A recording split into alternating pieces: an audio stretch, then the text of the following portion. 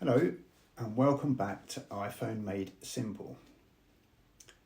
If you're receiving lots of unknown or spam calls on your iPhone, you're not alone.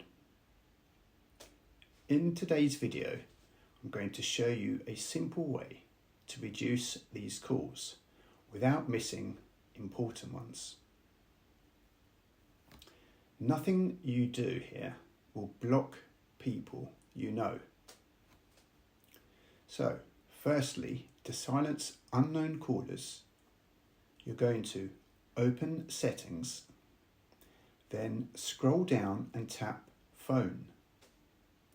Turn on Silence Unknown Callers. Calls from numbers not in your contacts will be silenced. They will still appear in your recent calls and voicemail, so don't worry. This helps because most spam calls come from numbers you don't recognise. This setting reduces interruptions without blocking real contacts. Just to reassure you, if you're expecting a call from a new number, you can easily turn this setting off temporarily.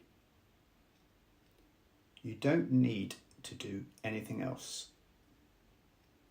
This one setting can make a big difference.